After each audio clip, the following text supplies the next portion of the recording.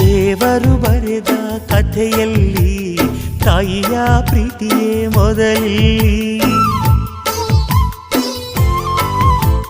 ಹೆತ್ತವಳು ಬರೆದ ಕಥೆಯಲ್ಲಿ ಕಂದನ ಪ್ರೀತಿಯೇ ಮೊದಲಿಲ್ಲಿ. ಹಾರಾರಿರಾರೋ ಹಾಡು ಪ್ರೀತಿಗೆ ಮೊದಲ ಹಾಡು. ಅಮ್ಮ ಅನ್ನೋ ಮಾತು ಪ್ರೀತಿಗೆ ಮೊದಲ ತುತ್ತು.